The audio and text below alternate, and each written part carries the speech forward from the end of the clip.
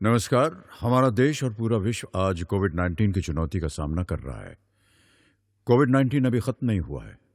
ऐसे में हमारा फर्ज है कि हम सतर्क रहें। इसलिए जब तक दवाई नहीं तब तक कोई ढिलाई नहीं। कोरोना से बचाव के लिए जरूरी है नियमित रूप से हाथ धोना, मास्क पहनना और आपस में उचित दूरी बनाए रखना। याद रखिए, 2 गज दूरी, मास्क है जरूरी। खांसी, बुखार या सांस लेने में कठिनाई होने पर हेल्पलाइन नंबर 1075 पर संपर्क करें। विद्यार्थियों, 11th क्लास, आज हम हमारे अध्याय 9 को शुरू कर रहे हैं, जो कि है ठोसों के यांत्रिक गुण। उसका पार्ट 1 आज पढ़ेंगे, मैकेनिक्स ऑफ सॉलिड। सबसे पहले हम ये समझे कि आपने जब अध्याय 7 इसमें पढ़ा और उसमें घूर्णन गति पढ़ी तो आपने एक कॉन्सेप्ट पढ़ी रिजिड बॉडी की, दृढ़ पिंड की।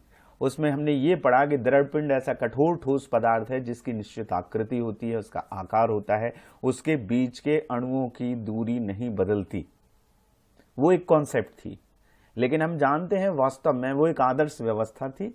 घूर्णन गति को, रोटेशनल मोशन को इजीली एक्सप्लेन करने के लिए हमने एक ऐसी कॉन्सेप्ट डेवलप की कि रिजिड बॉडी होती है। ठोसों को हमने रिजिड बॉडी मान लिया कि उसके कणों के बीच की दूरी में परिवर्तन नहीं होता, ऐसा मान लिया। लेकिन वास्तव में कोई आदर्श दृढ़ पिंड होता नहीं है। ठोसों को हम रिजिड बॉडी मान लेते हैं।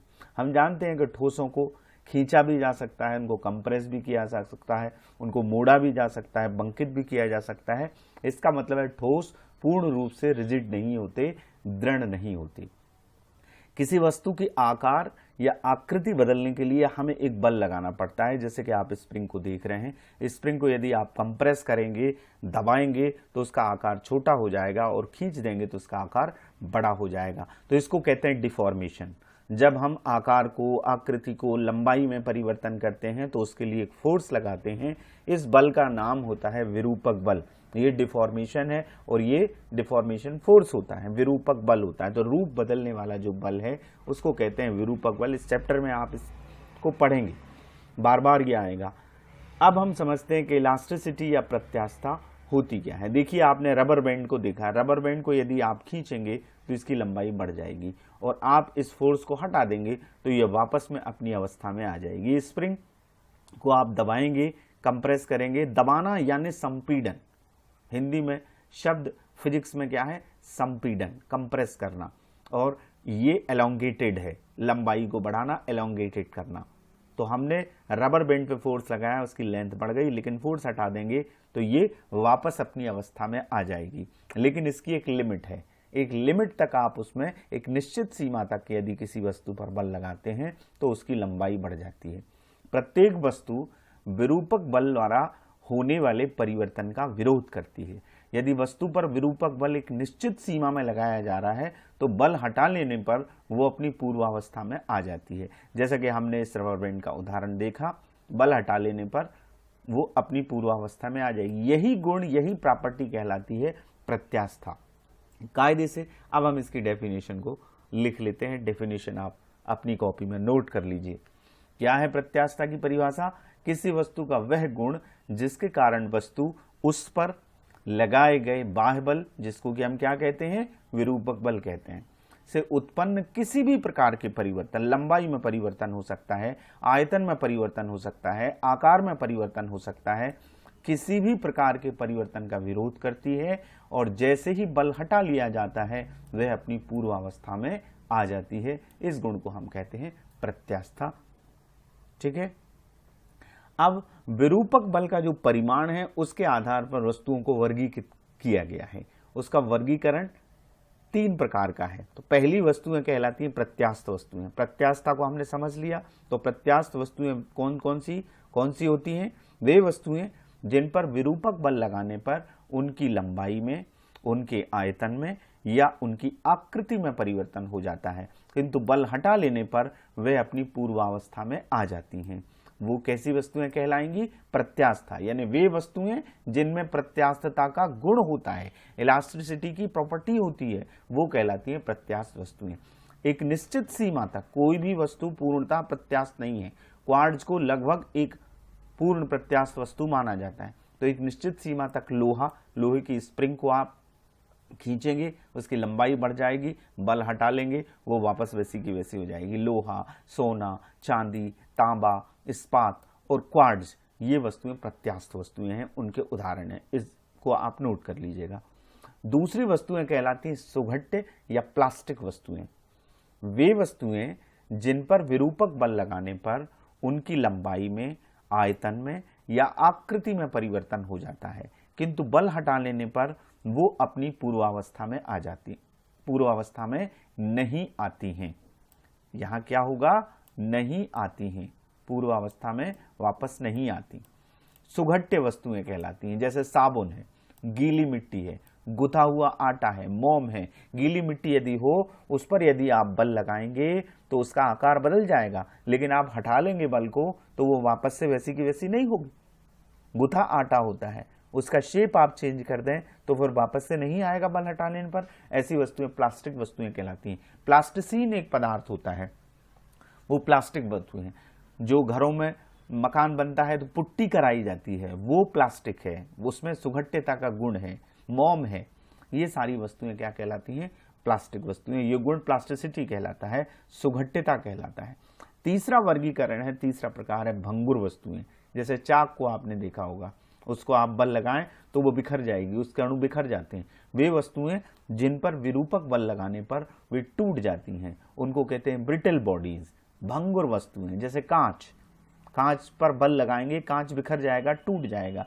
मिट्टी की गेंद, चौक, ये चॉकलेट बार आप देख रहे हैं, इसको आप तोड़ेंगे तो इसके का चूरा बन जाएगा, चूर्ण बन जाएगा, बिखर जाएगी। ये पेंसिल होती है, ब्रोकन पेंसिल, ये पेंसिल है। तो ये सब कहलाती हैं ब्रिटल बॉडीज, भंगुर, जो बिखर जाती हैं, वो टूट जाती हैं, उनको कहते हैं भंगुर वस्तुएं। आज के लेकिन इस पूरे चैप्टर में हमें इलास्टिसिटी को पढ़ना है। हमारा चैप्टर ठोसों के यांत्रिक गुण का है, उसमें हमें प्रत्यास्थता को पढ़ना है। अब सवाल ये कि प्रत्यास्थता का कारण क्या है, वस्तुओं का प्रत्यास्थ व्यवहार क्यों होता है। देखिए, इसके लिए एक मॉडल हम समझते हैं। ये एक स्प्रिंग गेंद निकाय है। कोई भी पदार्थ के परमाणु या अणु की कल्पना हम ये कर सकते हैं कि ये जो अणु हैं या परमाणु हैं स्प्रिंग द्वारा यहाँ एक दूसरे से जुड़े हुए हैं, इस तरह की इनकी व्यवस्था है। तो आप देखें, ये जो गोल गोल ब्लैक ब्लैक आपको दिख रहे हैं, ये स्प्रिंग गेंद मॉडल है। तो ये हमारे अणु या परमाणु हैं। हमने मान लिया ये स्प्रिंग से एक दूसरे से दूर हैं। यदि आप इसको खींचेंगे तो इसकी लेंथ बढ़ जाएगी, लेकिन जब लेंथ बढ़ती है तो यहां पर ये वाला अणु इस पर आकर्षण बल लगाने लगता है और उसको वापस लाने की कोशिश करता है। जैसे ही एक्सटर्नल फोर्स, डिफॉर्मिंग फोर्स हटाया जाता है तो ये वाला परमाणु या अणु इसको खींचकर वापस उसकी स्थिति में ले जाएगा। स्प्रिंग को आप खींचेंगे, स्थिति बदल जाएगी, लेकिन जब आप छोड़ेंगे तो वापस आ जाएगा। तो जब दूरी एक दो अणुओं या परमाणुओं के बीच की एक निश्चित दूरी होती है, उसको साम्य दूरी कहा जाता है। जब दो परमाणुओं के बीच की दूरी साम्य दूरी से बढ़ती है तो उनके बीच में आकर्षण बल लगने लगता है। तो जब हम वस्तु की लंबाई को बढ़ाते हैं तो आकर्षण बल कार्य करता है, जिसको वापस लाना चाहता है। और जब हम कंप्रेस करते हैं, दबाते हैं, तो दोनों परमाणुओं के बीच की दूरी इस साम्य दूरी से घट जाती है, और जब घटती है तो प्रतिकर्षण बल कार्य करने लगता है, जिसके कारण जैसे ही बल हटाया जाता है, कंप्रेस करने के लिए जो हमने बल लगाया है, तो वो वापस से अपनी पूर्वावस्था में ले आता है।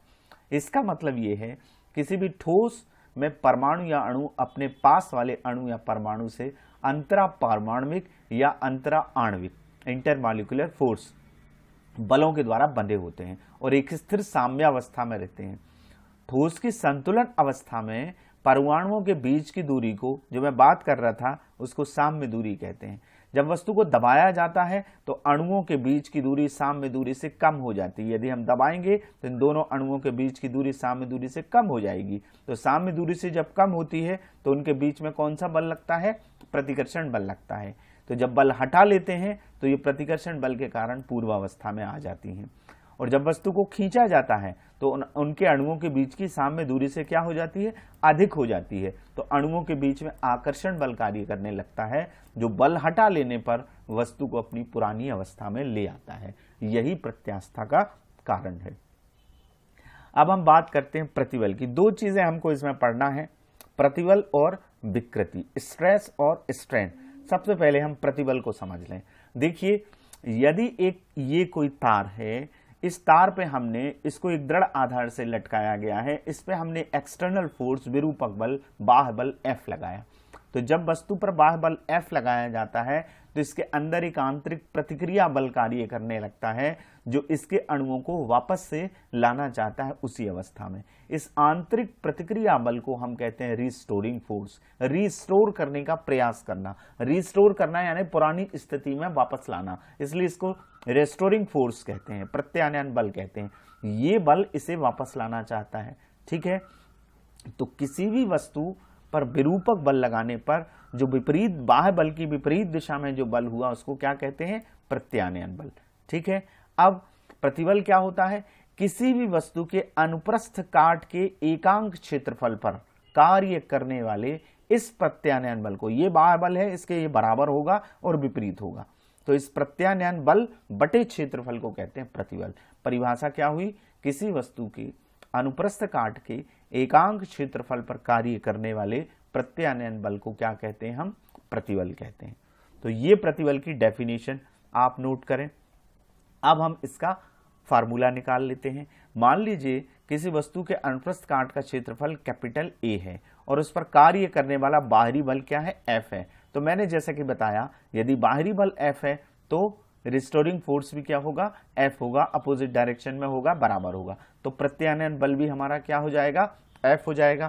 तो क्या हो गई परिभाषा से? प्रतिबल को हम केवल प्रतिबल भी लिखते हैं और सिग्मा भी लिखते हैं। ठीक है, सिग्मा से हम इसको शो कर सकते हैं, नहीं तो पूरा का पूरा स्ट्रेस लिखा जाता है। तो क्या होगी परिभाषा के अनुसार इसका सूत्र? प्रत्यानयन बल रेस्टोरिंग फोर्स अपॉन एरिया, प्रत्यानयन बल बटे क्षेत्रफल। तो प्रत्यानयन बल क्या है? हमारा F है। तो सिग्मा बराबर, प्रतिबल सिग्मा बराबर क्या आ जाएगा? F upon A। अब F अपॉन A से आप इसका यूनिट निकाल सकते हैं। तो यूनिट क्या होगा? बल का यूनिट आपको पता है, मात्रक पता है। बल का मात्रक क्या होता है? न्यूटन होता है। क्षेत्रफल का क्या होता है? Metre square. न्यूटन प्रति मीटर स्क्वायर इसका SI यूनिट होगा और डाइन पर सेंटीमीटर स्क्वायर इसका CGS यूनिट होगा। अब इसका डायमेंशनल फार्मूला जो कि आपने फर्स्ट यूनिट में निकाले हैं, फोर्स का होता है MLT-2, एरिया का होता है L2 मीटर स्क्वायर है। ये L2 ऊपर जाएगा तो 1 में से ये 2 माइनस होगा तो -1, तो ML-1T-2 ये प्रतिबल का द्विमीय सूत्र है। ये सारी चीजें आप नोट कर लीजिए और इसे ध्यान रखिए। ये प्रतिबल की परिभाषा है, ये इसका फार्मूला है, ये इसका यूनिट है और ये इसका द्विमीय सूत्र है। इसको आप नोट करें। अब स्ट्रेस जो है वो 3 प्रकार के होते हैं। देखिए, किसी भी वस्तु पर हम बल लगाते हैं, ठोस वस्तु पर, तो उसकी लंबाई बदल सकती है, उसके आयतन में परिवर्तन हो सकता है और उसके आकार में परिवर्तन हो सकता है। प्रायः प्रत्यास्थता जो गुण है जो है वो ठोसों का है। हम ठोसों की बात कर रहे हैं। द्रवों में भी प्रत्यास्थता होती है, गैसों में भी होती है, तो उनके आयतन में परिवर्तन हो सकता है और वस्तु के आकार में परिवर्तन हो सकता है। इस आधार पर प्रतिबल 3 तरह का होता है। एक कहलाता है अनुदैर्घ्य प्रतिबल, लॉन्गिट्यूडनल स्ट्रेस, एक कहलाता है अभिलंब प्रतिबल और एक कहलाता है शेयरिंग स्ट्रेस प्रतिबल। ठीक है, ये अनुदैर्घ्य प्रतिबल 2 प्रकार का होता है। एक तनन प्रतिबल कहलाता है और एक संपीडक प्रतिबल कहलाता है। तनन प्रतिबल यानी जब हम किसी वस्तु पर तार पर बल लगाएं और बल लगा के उसकी लंबाई, यदि बल लगाने पर लेंथ यदि बढ़ती है, लंबाई यदि बढ़ती है, तो उसको कहते हैं तनन प्रतिबल। और यदि हम कंप्रेस करते हैं, लेंथ यदि कम होती है, तो उसको कहते हैं हम संपीडक प्रतिबल। जैसे आप ये देख रहे हैं, ये एक बेलन है, इसकी इनिशियल लेंथ कैपिटल L है। यदि हमने इसकी लंबाई के अनुदिश एक फोर्स F लगाया तो इसकी लेंथ बढ़ जाएगी, लेंथ बढ़ जाएगी। मान लीजिए L प्लस डेल्टा L हो गई, ये अनुदैर्घ्य प्रतिबल हुआ हमारा। ठीक है, और यदि हम इस बेलन के निचले आधार को स्थिर करके एक स्पर्श रेखीय बल यहां पर लगाएं, इस तरफ फोर्स लगाएं, तो ये हिस्सा इसका फिक्स रहेगा, लेकिन ये तिरछा हो जाएगा, यानी यहां कुछ एंगल बनेगा। ये अपरूपण प्रतिबल है। ये किताब रखी हुई है, फिजिक्स की किताब, टेबल पर, बहुत मोटी यदि किताब है और ऊपर के हिस्से पर हथेली से हम एक स्पर्शीय बल लगाते हैं तो ये किताब तिरछी हो जाएगी, तिरछी हो जाएगी, यानी इसका आकार बदल जाएगा। और जब जल की बात करें तो जलीय प्रतिबल की बात करें तो वो अविलंब प्रतिबल, जब आयतन में परिवर्तन होता है। गैस के दाब बढ़ाने पर क्या होगा, गैस का आयतन कम हो जाएगा, बायल का नियम है, तो वो संबंधित है अभिलंब प्रतिबल उससे। तीनों प्रतिबल की हम और डेफिनेशन समझ लेते हैं। अनुदैर्ध्य प्रतिबल का मतलब क्या हुआ, जब विरूपक बल वस्तु की लंबाई के अनुदिश लगाया जाता है, लेंथ के अलोंग लगाया जाता है, तो उसकी केवल लंबाई में परिवर्तन होता है, जैसे हमने अभी सिलेंडर का उदाहरण देखा था। तो इस प्रतिबल को क्या कहते हैं, अनुदैर्ध्य प्रतिबल। ये दो प्रकार का होता है, अभी आपने समझा, एक तनन प्रतिबल और एक संपीडक प्रतिबल। जब वस्तु की लंबाई में वृद्धि होती है तो वस्तु में उत्पन्न प्रतिबल को क्या कहते हैं, तनन प्रतिबल।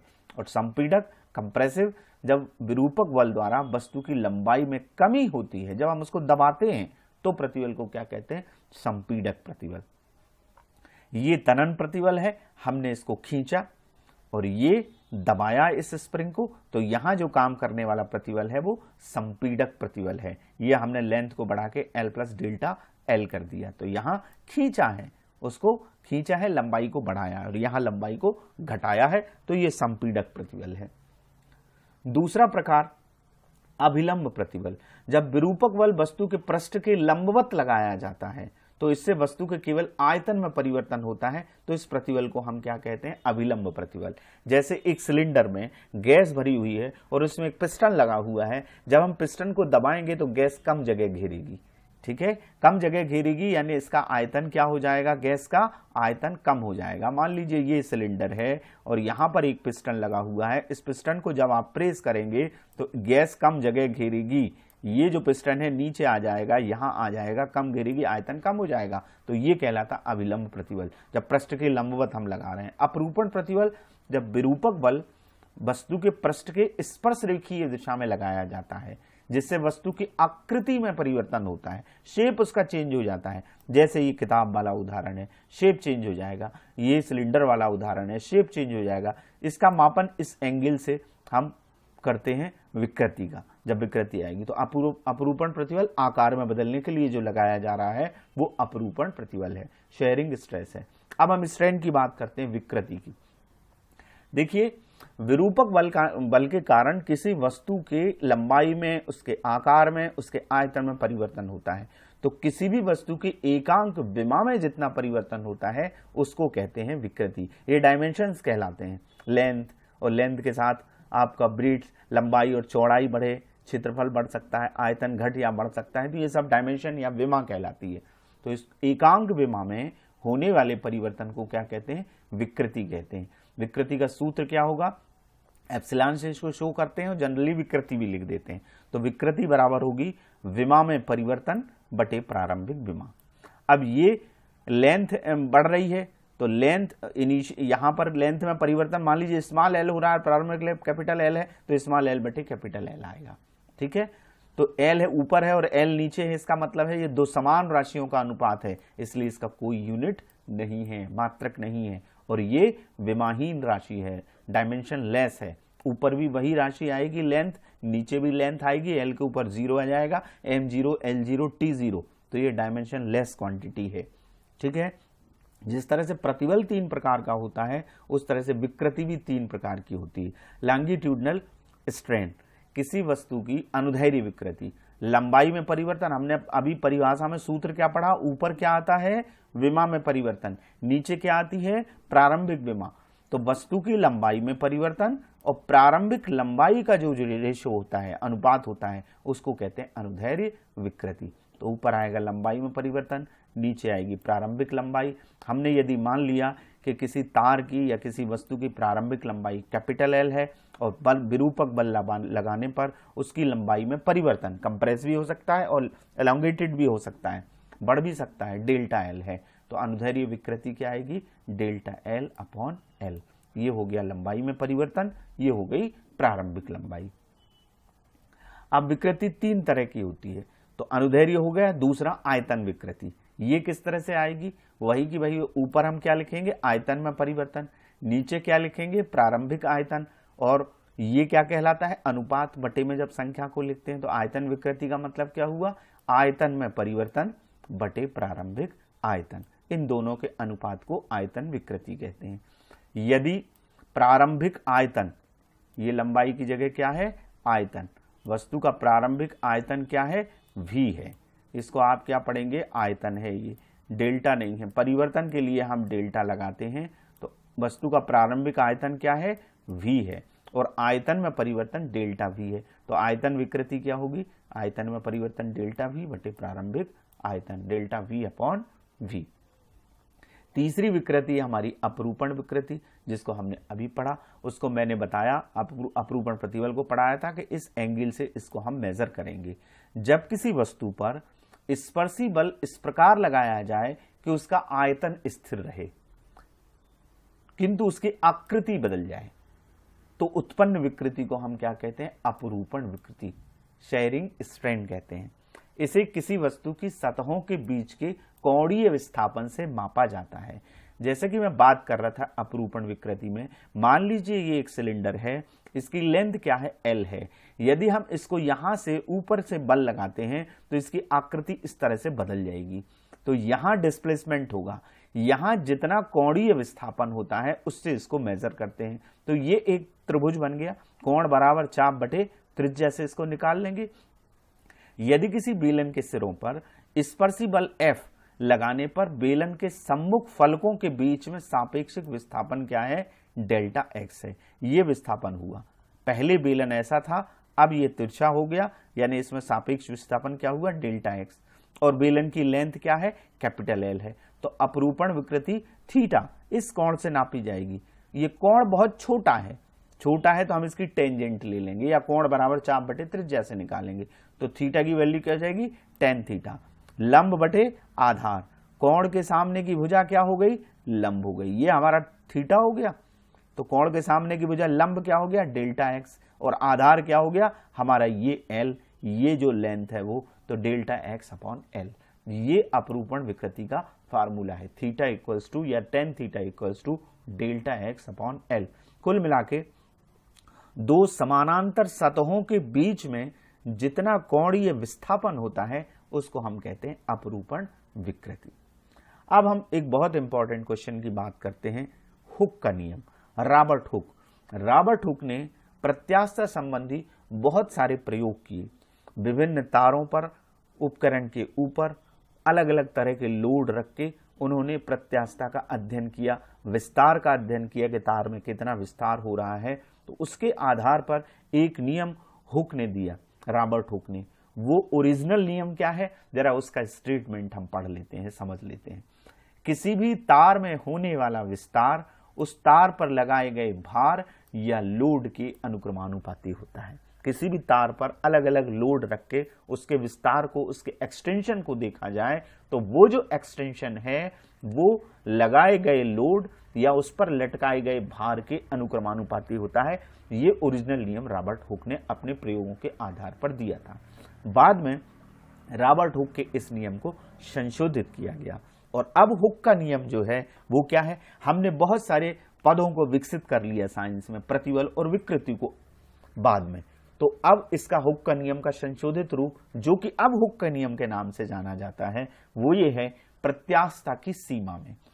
लिमिट क्या होती है, प्रत्यास्था की सीमा होती है कि यदि आप किसी स्प्रिंग को खींचेंगे तो हल्के से खींचेंगे तो उसकी लेंथ बढ़ जाएगी और बल को हटा देंगे तो वो वापस आ जाएगी। लेकिन आप बहुत तेजी से स्प्रिंग को खींच देंगे, ज्यादा बल से स्प्रिंग को खींच देंगे तो उसका आकार हमेशा के लिए बदल जाएगा। तो इलास्टिसिटी की लिमिट होती है। प्रत्यास्था की लिमिट क्या होती है कि प्रत्यास्था की वो सीमा जहां तक किसी वस्तु में प्रत्यास्था का गुण रहता है उसको कहते हैं हम लिमिट ऑफ इलास्टिसिटी या प्रत्यास्था की सीमा। इससे अधिक बल लगाने पर वस्तु के अंदर प्रत्यास्था का गुणधर्म समाप्त हो जाता है, उसको कहते हैं प्रत्यास्था की सीमा। तो ये सबसे पहले आपको लिखना है कि प्रत्यास्था की सीमा में प्रतिबल विकृति के अनुक्रमानुपाती होता है। तो हम इस नियम के आधार पर क्या लिख सकते हैं, प्रतिबल समानुपाती विकृति। समानुपाती को बराबर में चेंज करेंगे तो एक कांस्टेंट लगाएंगे E, यहां E लगता है। प्रतिबल बराबर कैपिटल E इंटू विकृति, यही E आनुपातिक जो नियतांक है उसको कहते हैं हम प्रत्यास्था गुणांक। ठीक है, मॉड्यूलस ऑफ इलास्टिसिटी। तो E को हम इस समीकरण से क्या लिख सकते हैं, इस वाले से E बराबर पक्षांतर कर देंगे विकृति का, प्रतिबल अपॉन विकृति। तो हम ये कह सकते हैं कि प्रत्यास्था की सीमा में प्रतिबल और विकृति के अनुपात को हम कहते हैं प्रत्यास्थता गुणांक।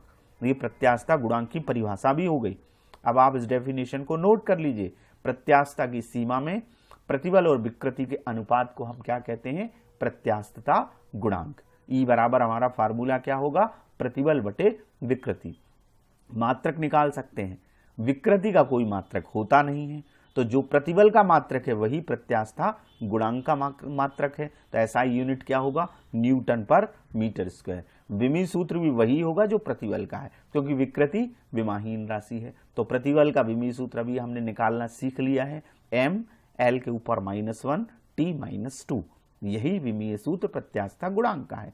अब 3 प्रत्यास्थता गुणांक होते हैं, क्योंकि 3 प्रतिबल है और 3 विकृति हैं, और इनके अनुपात को हम कहते हैं प्रत्यास्थता गुणांक। हम पहला प्रत्यास्थता गुणांक समझते हैं। 3 यंग प्रत्यास्थता गुणांक, आयतन प्रत्यास्थता गुणांक और दृढ़ता गुणांक। आज हम बात करेंगे यंग प्रत्यास्थता गुणांक की, जिसको हम यंग मापांक भी कहते हैं, यंग्स मॉड्यूलस ऑफ इलास्टिसिटी।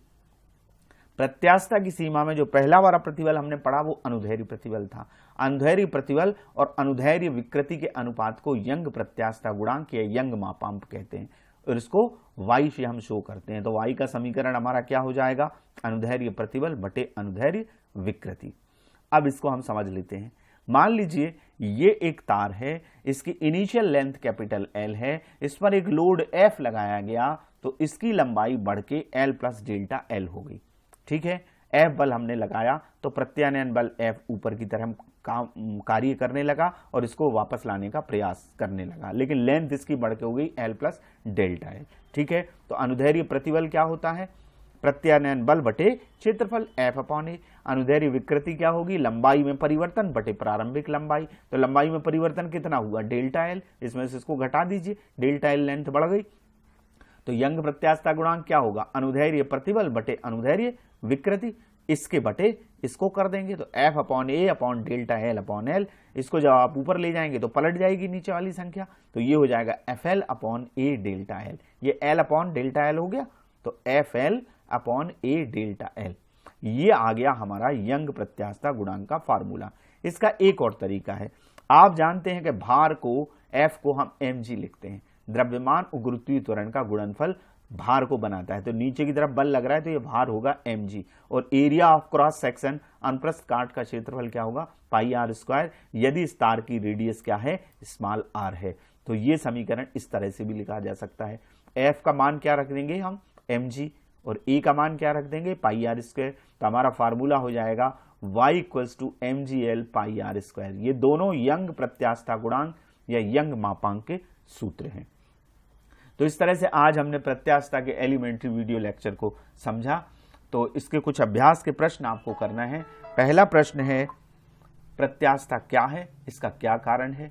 दूसरा प्रश्न, प्रत्यास्थ और प्लास्टिक वस्तुओं में अंतर स्पष्ट कीजिए। तीसरा, प्रतिबल की परिभाषा, मात्रक एवं विमीय सूत्र लिखिए एवं इसके प्रकार भी लिखिए। चौथा प्रश्न है, विकृति किसे कहते हैं, ये कितने प्रकार की होती है? पांचवा प्रश्न है, हुक का नियम लिखिए और इसके आधार पर प्रत्यास्थता गुणांक को परिभाषित कीजिए। और यंग प्रत्यास्थता गुणांक भी आपने समझ लिया है, तो यंग मापांक की परिभाषा लिखकर इसका सूत्र स्थापित कीजिए।